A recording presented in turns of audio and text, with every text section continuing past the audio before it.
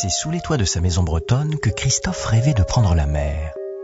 Alors l'inspiration dans l'aménagement de nos combles, ça a été la prise directe avec la mer, parce qu'on a une vue ici qui est imprenable. Donc le but du jeu, c'était quand même de récupérer cette vue. L'aspect nature, pareil, cette proximité de nature, en profiter, avoir le maximum de lumière. On a essayé de garder un petit peu l'éthique du bord de mer, donc de faire des séparations un peu comme des voiles, tenues par des cordages. Au niveau de l'escalier de la montée, on a fait un escalier en colimaçon qui permet, comme si on montait, on accédait à une passerelle de bateau. On a également des luminaires qui nous rappellent les coursives de bateaux, ainsi que des hublots, qui est la salle de jeu de ma fille. Nous avons trouvé cette maison des années 1960. Le seul problème de ces maisons-là, c'est qu'il y avait très peu d'espace habitable. Donc on a été obligé de réaménager les combles, donc qui à l'époque étaient juste des greniers, qui sont rentrés par une petite trappe. Et donc le but du jeu, c'était de récupérer la vue sur mer et faire rentrer de la lumière. Les travaux ont été réalisés par une architecte, Rosane Sourflet.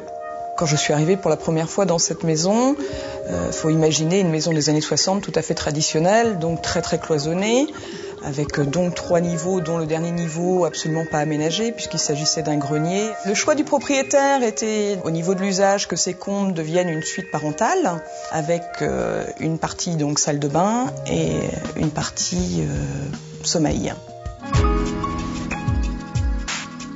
Le premier aménagement qui a été fait pour ces combles était évidemment d'y accéder. Donc on a installé un escalier hélicoïdal métallique pour bien sûr profiter au maximum de la vue sur la mer. 4 grandes fenêtres verrières, des grandes fenêtres de toit ont été placées dans la toiture.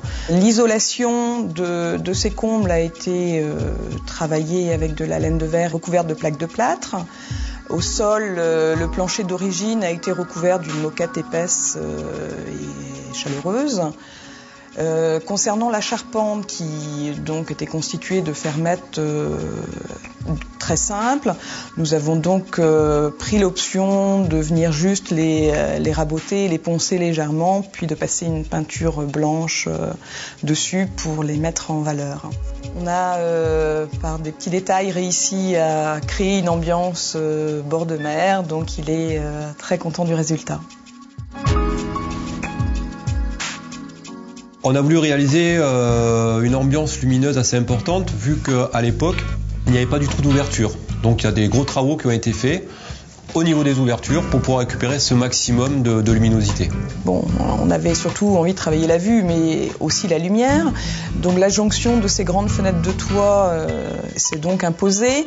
Elles sont de taille très confortable, on va dire, puisqu'elles font 1,20 m de large pour 2 m de haut. Donc on en a installé 4. Ce qui nous a permis de récupérer à peu près 10 mètres carrés de superficie pour avoir un maximum de luminosité. Ces fenêtres sont également installées plein ouest, donc le vitrage est traité évidemment pour limiter au maximum les surchauffes. Le vitrage qui a été choisi sur ces fenêtres de toit permet également d'adoucir, on va dire, l'effet bruyant que peuvent avoir le vent et la pluie sur ce toit. Comme il s'agit d'une suite parentale et donc d'un lieu où on cherche l'obscurité pour dormir, on a évidemment choisi d'installer sur ces fenêtres de toit des stores occultants. Donc chaque carreau est équipé de ces stores occultants qui, dans ce projet, sont manuels. La problématique pour réaménager ces combles, ça a été la première chose de relever les fermettes, en sachant que ces maisons des années 60, tout était assez bas de plafond, donc il a fallu surélever les fermettes sans que la structure puisse en pâtir. Le grand principe de base a été pour rendre habitable ces combles, c'est de surélever la charpente en partie, enfin du moins l'entrée de la charpente, pour gagner donc en habitabilité, en volume. On a voulu garder réellement la forme traditionnelle des combles, qu'on appelle l'aspect chapelle, à savoir vraiment le triangle jusqu'au faîtage du bâtiment. On a souhaité tout de même garder une partie des entrées à leur hauteur d'origine pour permettre un niveau supplémentaire, une mezzanine à l'intérieur même de ces combles.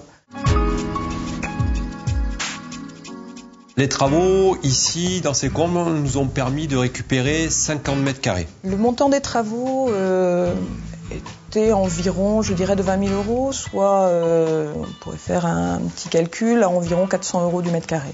C'est des travaux qui ont permis, évidemment, de gagner un espace qui est très lumineux, où la lumière glisse un peu partout, et un volume vraiment très très agréable. Le bénéfice de ces combles, pour nous, c'était de se créer un petit îlot de paradis, dans un écrin de verdure, et puis d'avoir une ouverture sur l'océan. Et si pour hisser les voiles, il suffisait de contempler l'océan ?